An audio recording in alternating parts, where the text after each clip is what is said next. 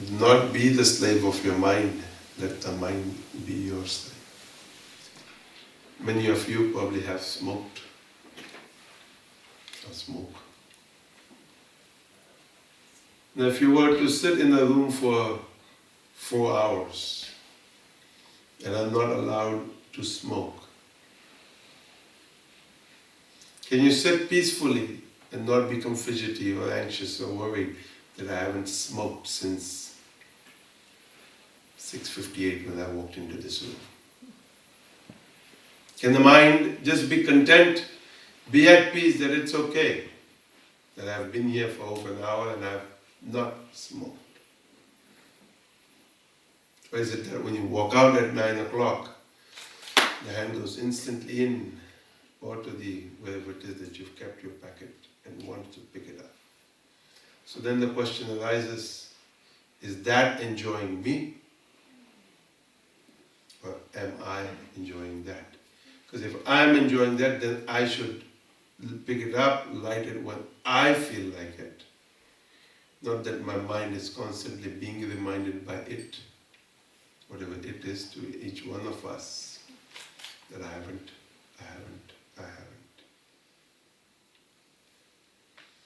If I'm being reminded constantly that I haven't,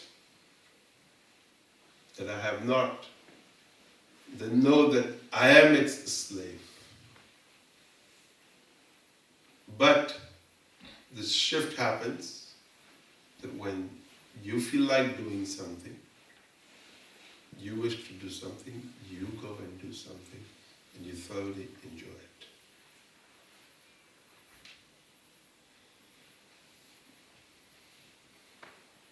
Does that make sense? I mean, we don't have to make sense right now, but somewhere inside it has to ring, because it takes time to shift this process. So at some point in our life, if we decide that I want to live blissfully, then this shift has to take place. That I do because I enjoy. And I'm enjoying, therefore I'm doing. Not because the situation dictates, and therefore I'm doing. There is no pleasure in that. We're simply inflicting something upon ourselves. There is no joy in that. I suggest to people that each day as we get up, take a few moments sometime before going out to think to yourself, what am I going to do today? What am I going to achieve today? What is the outcome of my day? And then at the end of the day, as you just get ready to go to bed, to ponder for a moment, how was the day? What happened today? What did I achieve today? And then to look at the entire situation and think to yourself, what was good that happened that you would like to happen again tomorrow? What was not so pleasing or pleasant that you would like to let go of and become free so it doesn't repeat again tomorrow?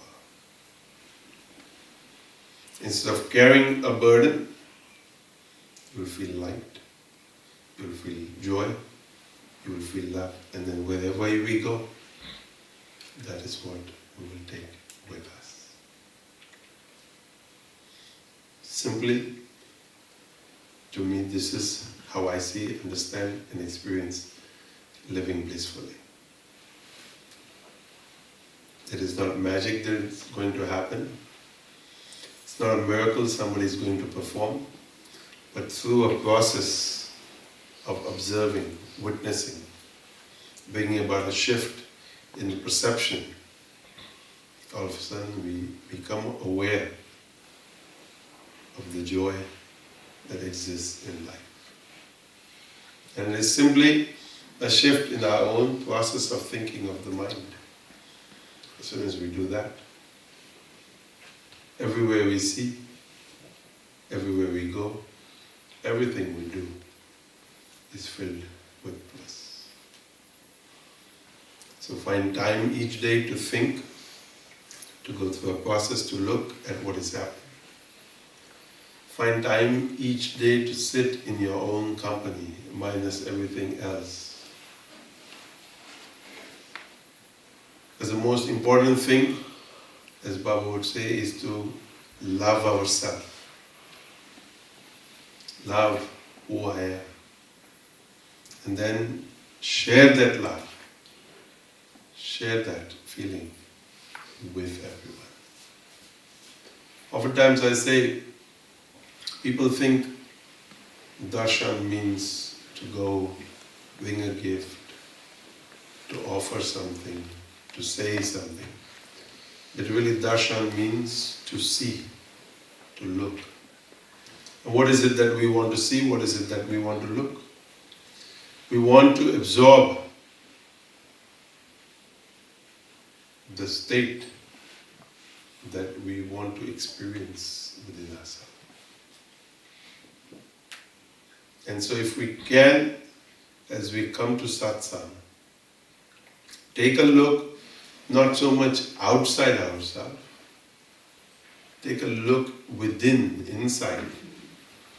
Because the person, the individual who comes to satsang is wonderful. He allows himself to love and be loved.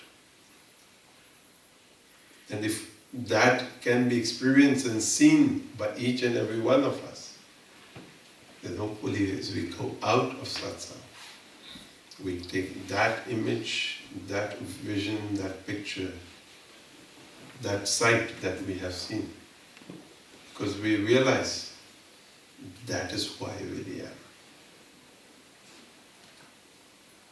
The Upanishad says, Anandaiva kalvimani bhutani jayante. Everything is born out of bliss. So really, wherever I come from bliss, I've come from joy.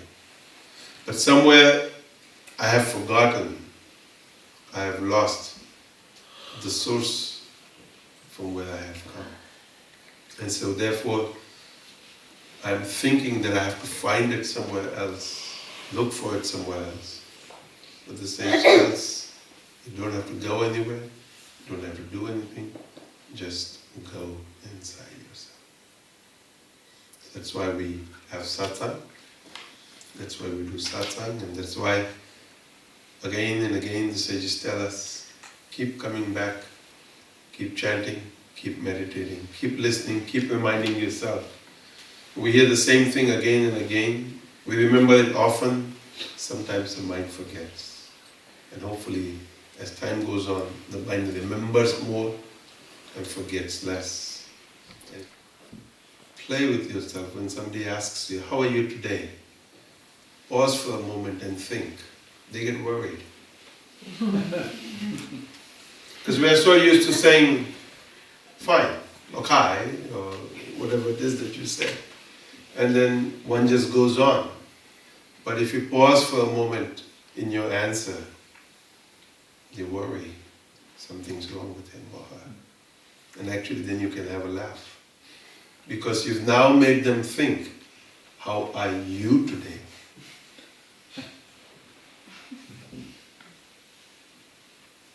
Or you can say, I was good yesterday. And then they say, what happened today?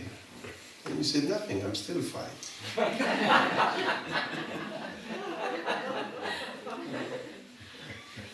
Have you ever done that? I do this. Because the mind doesn't even think, it doesn't even ponder. It just goes on. And what we want as seekers to do is always be alert, always be awake. And if you're alert, if you're awake, you find the experience is there, present. I simply have to